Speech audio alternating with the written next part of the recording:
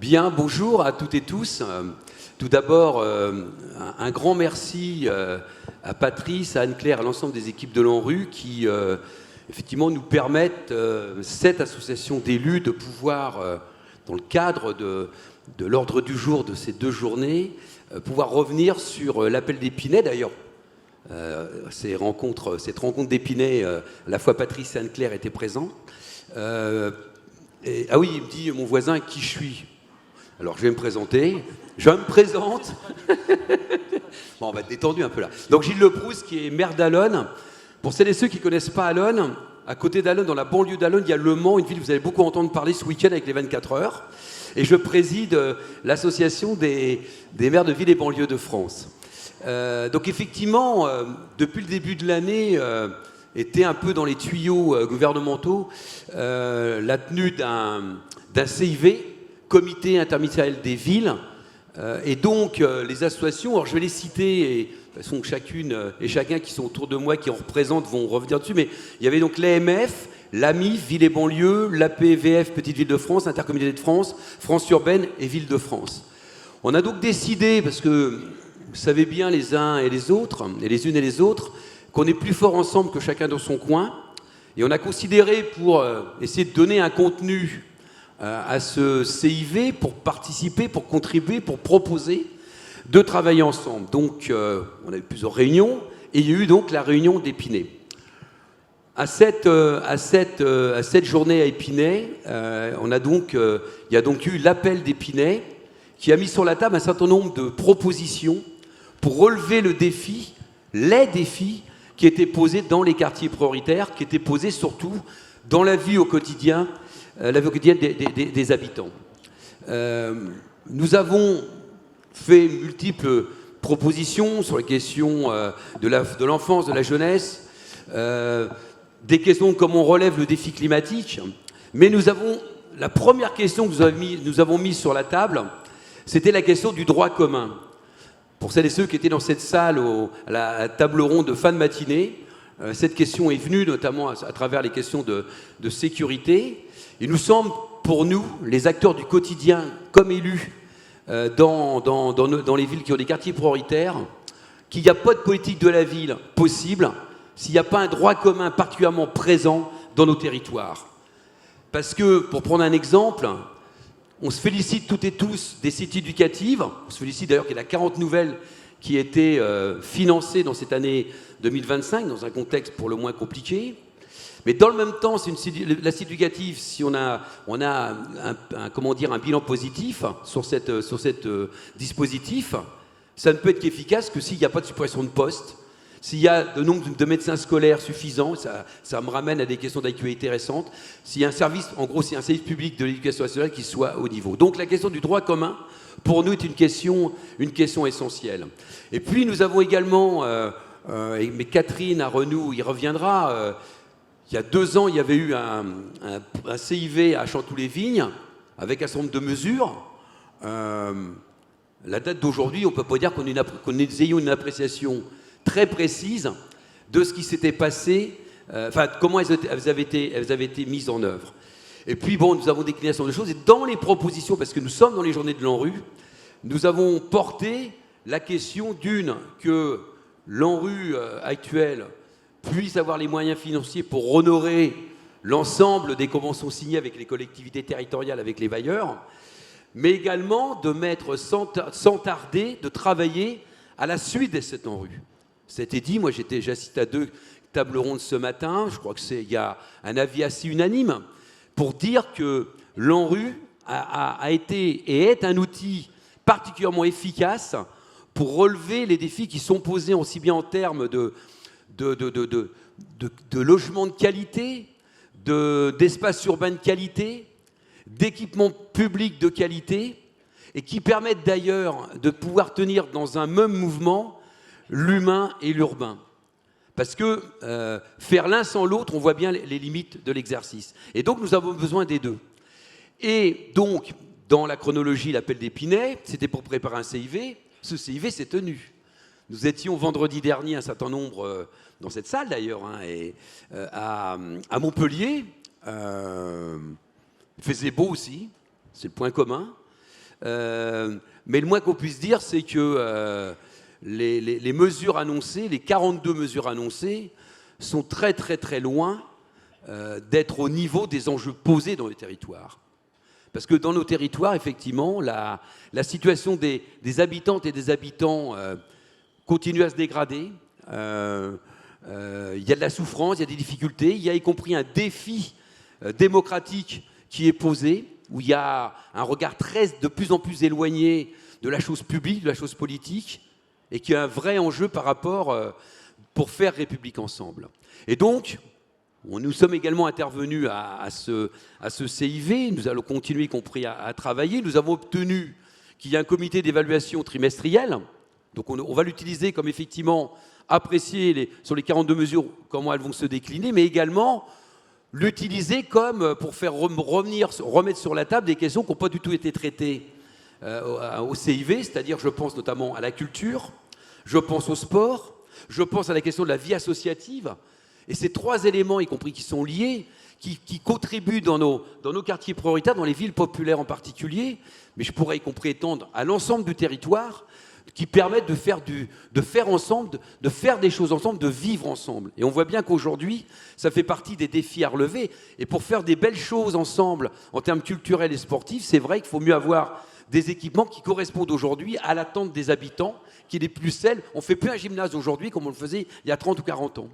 Parce que les pratiques ont beaucoup évolué. Donc voilà un petit peu, pour revenir rapidement sur cet appel d'Épinay, l'intérêt que j'en retire, moi, comme président de Ville et Banlieue, c'est qu'on est sorti d'une préparation un peu catégorielle, d'une association vraiment tournée sur les quartiers prioritaires, et nous avons travaillé avec des associations d'élus plus généralistes. Et nous avons mis nos intelligences, nos propositions en commun pour permettre justement d'essayer de faire entendre notre voix. Et aujourd'hui aussi, nous avons aussi une tribune avec vous, mais également pour faire entendre nos attentes par rapport à l'ANRU, et notamment à la suite de l'ANRU, parce que je crois que c'est une des questions, la ministre sera là en fin d'après-midi, j'espère, et nous espérons qu'elle viendra avec des nouvelles qui sont agréables à entendre, notamment concrètement, parce qu'au-delà des élus, nous on est de passage des élus, mais le point de départ et le point d'arrivée, c'est comment ces politiques urbaines, y compris ces politiques solidarité sociale avec tout ce qui est contrat de ville, elles permettent à la vie des habitants de progresser dans le territoire. Et le défi, il est à relever de manière urgente, parce qu'effectivement, il s'agit simplement de faire République ensemble. Je passe la parole à Catherine, représentante de l'AMF. Catherine Arnoux, donc. Merci. Alors Gilles l'a dit, mais c'est très significatif que ce ne soit pas seulement une association d'élus thématiques qui prennent à bras le corps la défense de ces politiques publiques, que l'ensemble des associations généralistes s'y mettent aussi. Ça montre une chose.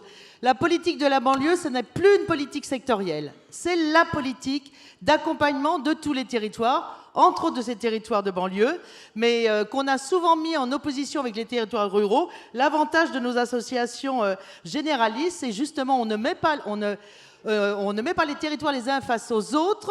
On sait que les difficultés sont différentes, que les concentrations de difficultés sont différentes, que les réponses à donner sont sans doute différentes, mais qu'elles doivent être regardées toujours avec beaucoup d'attention. La politique des banlieues, après ces contrats de ville qui ont agrandi le nombre d'habitants en quartier prioritaire, ça n'est plus une politique d'exception. C'est une politique, on l'a dit, de droit commun. Comment l'ensemble des institutions se mobilisent plus dans les quartiers, là où il y a plus de précarité, là où il y a plus de pauvreté, là où il y a plus d'éloignement par rapport au code de l'éducation, là où il y a plus d'éloignement par rapport à la notion de citoyenneté, de laïcité.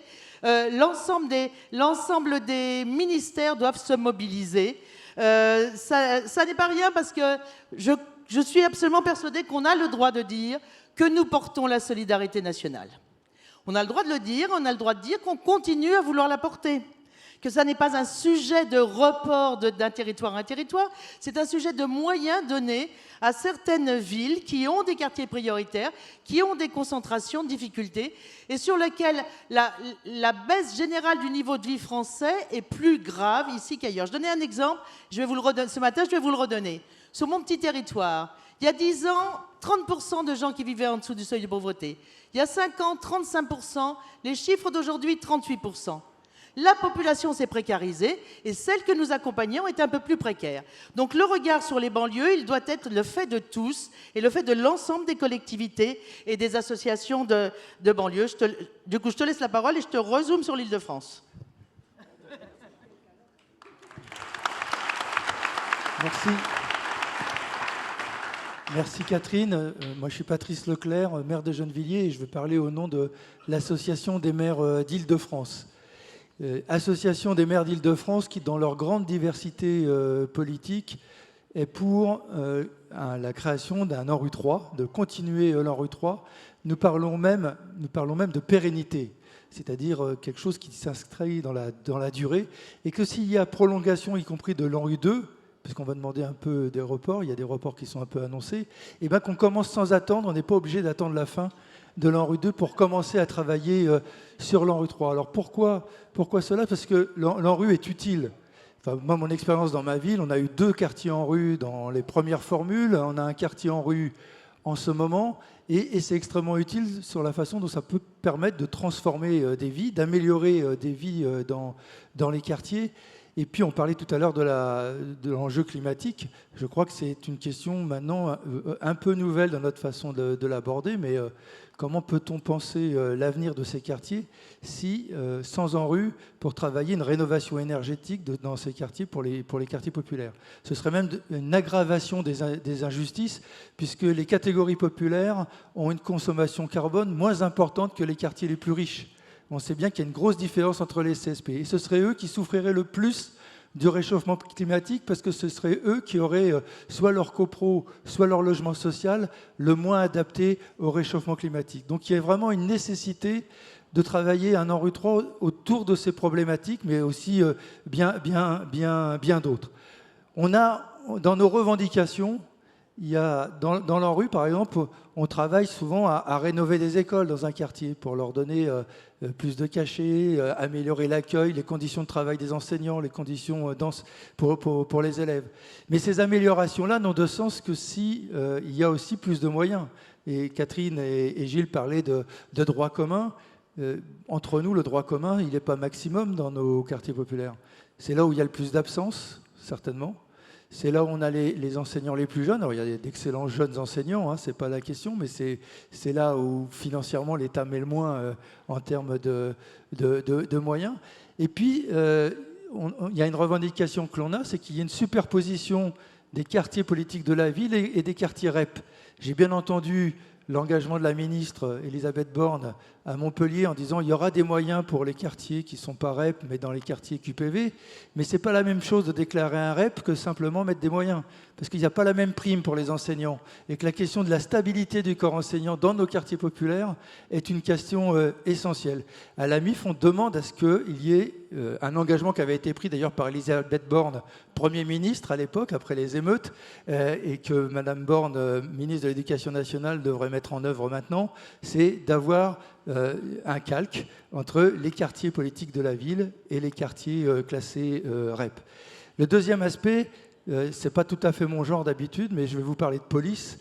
On en parle beaucoup de la police, mais il y a la question de la police de proximité, mais là aussi il y a la question du droit commun. Je ne donnerai qu'un exemple. Le commissariat de Gennevilliers, 130 effectifs, 30 postes non pourvus.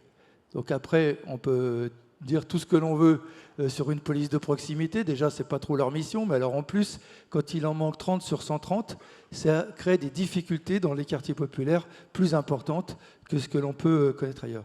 Voilà, j'en ai fini, moi, sur... on est des bons sur les temps, donc on va passer la parole aussi aux autres.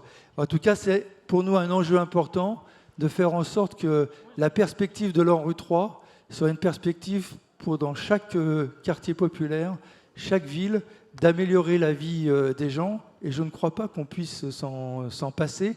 Autrement, on ferait le choix dans ce pays de continuer d'aggraver les inégalités sociales et de rien faire, non pas pour défaire la révolution, mais au moins limiter les dégâts dans ces quartiers.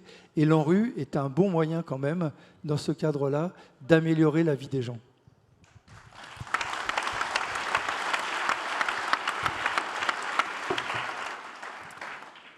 Bien, écoutez, bonjour à toutes et à tous. Moi, je suis Cathy Bontinck, une élue locale en Seine-Saint-Denis, plus particulièrement à Saint-Denis et sur l'intercommunauté de Plaine Commune. Et j'ai la chance de représenter France Urbaine et Intercommunauté de France cet après-midi avec vous. J'y siège aussi à ce titre-là avec Michel Bisson au conseil d'administration de l'ANRU. Donc à la fois un témoignage d'élus de terrain et de ce qu'on peut vivre aussi au sein du conseil d'administration de l'ANRU dans cette période charnière où on est vraiment toutes et tous mobilisés. Merci Anne-Claire, Patrice, d'avoir donné la parole aux élus locaux pour cette deuxième journée et avant deux dernières séquences importantes et qu'on espère avec une conclusion qui aura entendu l'ensemble des messages poussés très fortement depuis hier matin. Et c'est vrai que je voulais souligner, c'est quand même pas toutes les politiques publiques en France, dans cette France particulièrement fracturée en ce moment, qui a autant une évaluation de l'ensemble des élus locaux concernés, certes des élus locaux de villes avec des quartiers prioritaires de la ville, mais qui est très large en termes de partis politiques. Et donc on a cette aspiration commune et on la pousse dans nos associations d'élus pour vraiment passer un message de dire l'ANRU, ça marche. Bien sûr, et c'est dit dans le rapport sur le futur, on peut améliorer des choses, on peut revoir des sujets, mais globalement, les 20 ans d'action, tout le monde est unanime pour dire que ça marche. Et on a l'impression que finalement, il n'y a pas de prise pour pouvoir se dire on s'appuie quand même en France à un moment donné sur ce qui marche pour continuer à ajuster et ne pas finalement, et ça a été bien dit par Patrice Vergrit hier matin, essayer de raconter une autre histoire de flot d'argent qui déferlerait sur les quartiers avec une efficacité qui resterait à montrer. Donc nous, on le dit fortement. Moi, je voudrais sur mon territoire vous donner trois exemples sur cette réalité de projets qui ont marché. Notamment, moi, je suis plutôt une élue de l'ANRU 2, mais je sais la continuité qu'il y a eu sur Plaine Commune entre l'ANRU 1 et l'ANRU 2. En tout cas, dans ma ville, à Saint-Denis, on a à la fois largement dimensionné et redimensionné les projets d'ANRU au service de la qualité des espaces publics et de la résilience du territoire. Et sur ce volet-là, alors qu'on avait beaucoup dit que l'ANRU était très orientée autour de l'habitat, etc., il y a eu une prise en compte de ces besoins, une bascule vraiment fondamentale sur l'importance du cadre de vie dans les espaces publics et de la préparation aux conséquences du dérèglement climatique. Donc ça se fait. Vous avez peut-être vu, si vous suivez Saint-Denis, qui a eu quelques occasions effectivement d'accueillir au-delà de nos habitants. On a rénové grâce à l'ANRU la place Jean Jaurès en plein centre-ville, au milieu du QPV qui est la ZAC Basilique.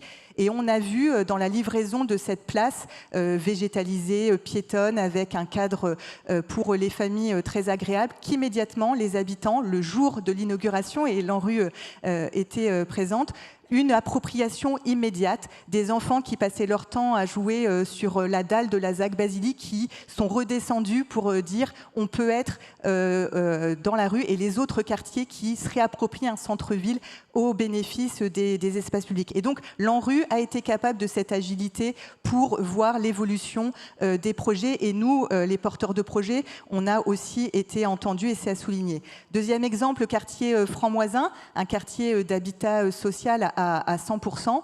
On a là à la fois une labellisation quartier résilient qui a été faite dans cette ANRU 2, et vraiment un retour des habitants sur la qualité des réhabilitations qui sont menées par Plaine Commune Habitat, par l'OGIREP, qui montre une nouvelle attractivité pour les quartiers et qui se mesure vraiment très concrètement. Moi, je suis aussi élue au logement à Saint-Denis, une délégation pas complètement facile.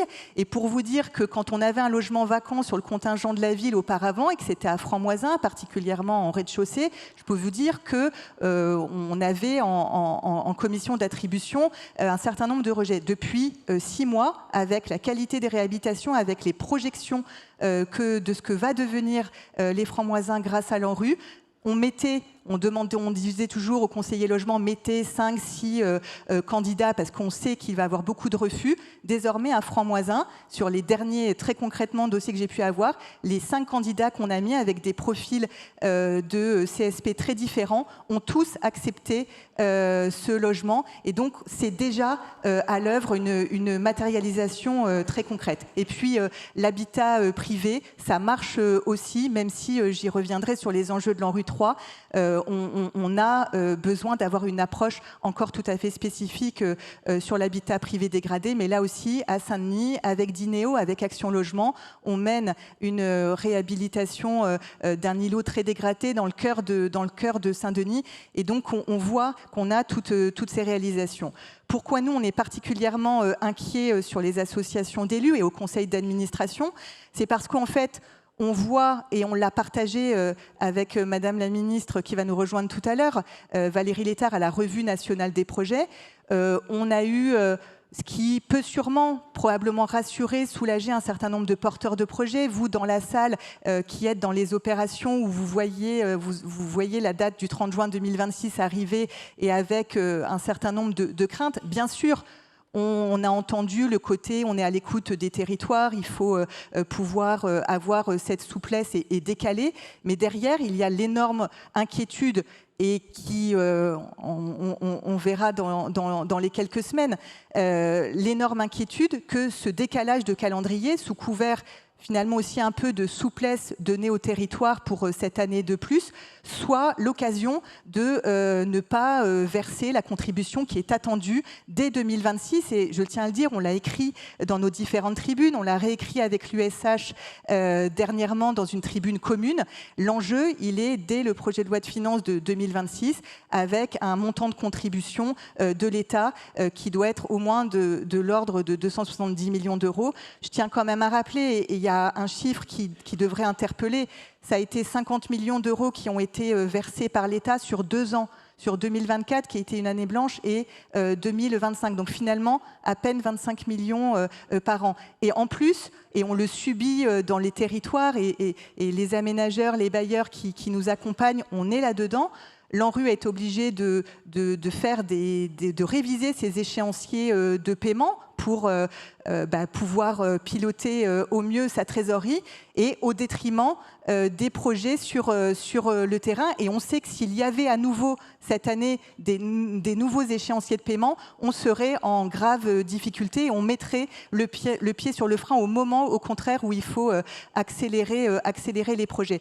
Et en plus, je tiens vraiment à le dire parce que les 50 millions de cette année 2025, pour l'instant, ils ont même été en partie gelés avec, même si c'est une petite enveloppe, 3 millions d'euros qui ont été gelés.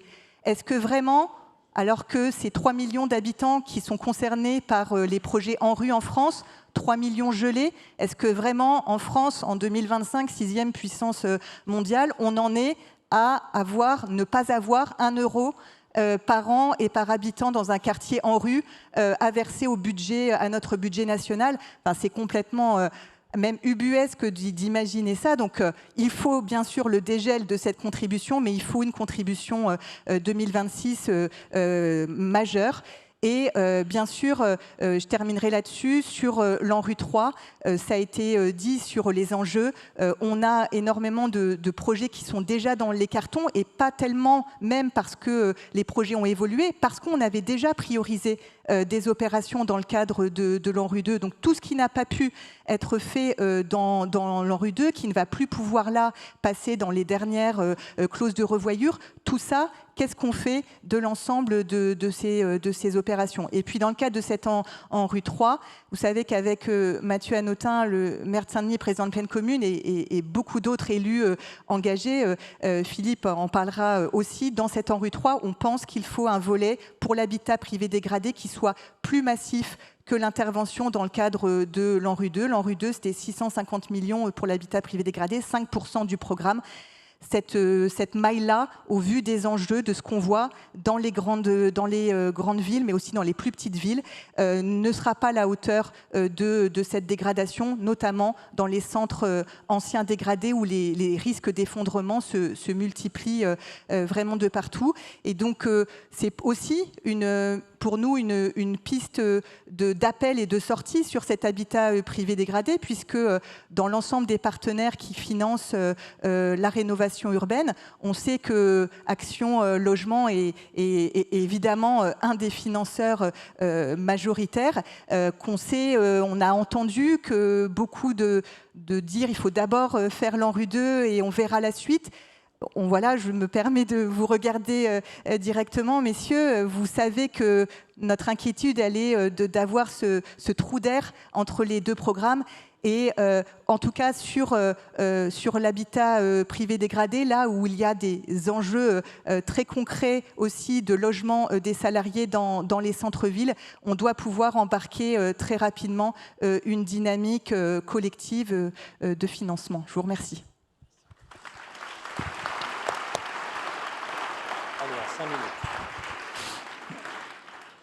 Bonjour à tous, Philippe Rio, maire de Grigny. D'abord, trois points. Le premier, un mot d'ambiance, une remarque, et puis j'ai envie de vous proposer un jeu après.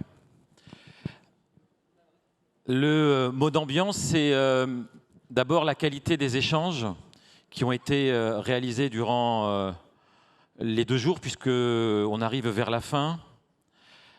Et qui a montré que notre pays s'était doté d'une ingénierie collective et d'une intelligence collective à travers votre présence, qui fait qu'aujourd'hui, nous savons faire de la ville, nous savons réparer les inégalités spatiales, et c'est l'un des bilans très positifs de cette aventure qui s'est créée il y a une 20aine d'années. Et là, je passe à la remarque de cette idée géniale de se dire que dans ce pays, là où aujourd'hui tout le monde dit que l'aménagement du territoire n'existe plus et qu'il faut refaire de l'aménagement du territoire, sans conteste, depuis 20 ans, il y a un outil qui existe, un outil d'aménagement du territoire qui fait de la ville et qui s'appelle l'Agence nationale de rénovation urbaine. 20 ans, j'ai compté le président Jacques Chirac, Nicolas Sarkozy, François Hollande, 2 quinquennats du président Macron. Je me suis amusé à calculer le nombre de ministres de la ville qui se sont succédés à la responsabilité et qui, aucun d'entre eux n'a d'ailleurs remis en cause le principe. Sur les 2 premiers, je ne suis pas sûr. Donc si je dis des bêtises, on va faire un quiz. Mais le jeu, c'est après. Là, il y a un truc d'histoire de la politique de la ville. André Léniel, on m'a dit. Non? Bon, Claude Barthelone, c'est bon? Jean-Louis Borloo, Marc-Philippe Daubresse, Fadela Amara, François Lamy, Maurice Leroy, Najat Vallaud-Belkacem, Myriam El Khomri, Hélène Geoffroy, Julien de Normandie, avec Monsieur Mézard et son chien, Lutèce, Nadiaé, Olivier Klein, Sabrina Agresti-Roubache et Marseille, Valérie Létard et Juliette Méadel. Ça va? Et avant Claude Barthelone? Avant? Bon. Ah, Bernard Tapie?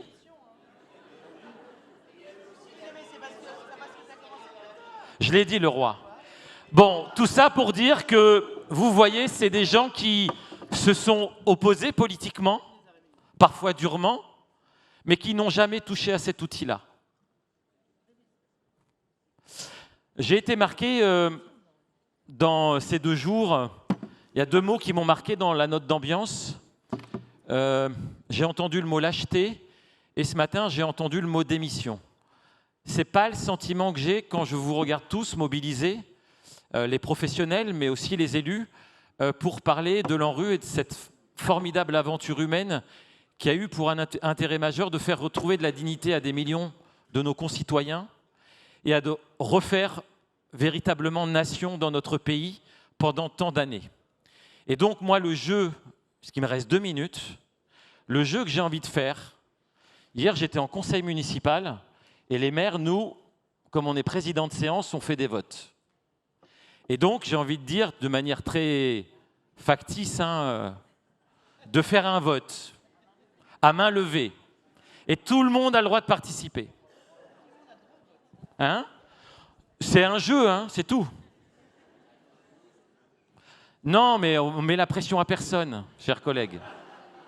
Mais on est entre nous. Et donc, qui est pour le démarrage d'un ANRU 3 ? Attendez, on va prendre une photo. Bougez pas.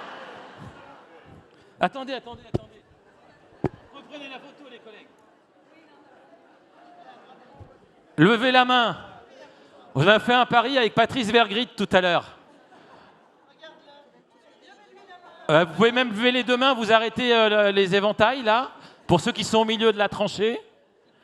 Et vous avez un pouvoir de vos copains qui n'ont pas pu être là. Y a-t-il des votes contre ? 0. Ça, c'est pour le secrétaire de séance. J'arrive. Y a-t-il des abstentions ? Y a-t-il des personnes qui ne participent pas au vote ? Votez à l'unanimité.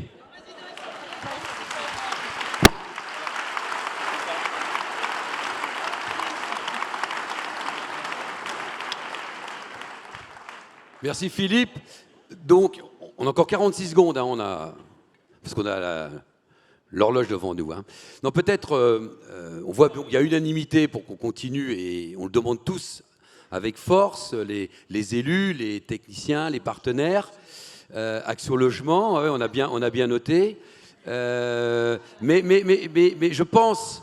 Et c'est peut-être moi, j'ai vu des gens qui n'ont pas levé la main, hein, attention. Non, hein. Et je pense qu'il y a des acteurs, il y en a un certain nombre ici qui sont des représentants d'associations. Je pense qu'on se faisait voter aussi les habitants de nos quartiers, des quartiers prioritaires, très, très, très largement. Ils voteraient également pour qu'on continue ces opérations de rénovation urbaine, de restructuration de leur quartier, d'amélioration, de création de services publics locaux avec des équipements publics. Et ça me semble très important parce que je pense qu'il ne faut jamais que nous oublions les uns les autres, sans sous-estimer la qualité de toutes celles et ceux qui sont dans cette salle, de toutes celles et ceux qui travaillent dans les services politiques de la ville, dans les services des collectivités. Les meilleurs experts de nos territoires, de nos quartiers, sont les habitants. Et moi, je me félicite, et nous nous félicitons que l'ANRU, effectivement, mette bien en avant qu'il faut absolument que les habitants soient pleinement associés aujourd'hui, hier, aujourd'hui et demain, pour continuer à modifier les quartiers pour qu'ils soient toujours plus agréables à vivre. Merci à vous toutes et tous.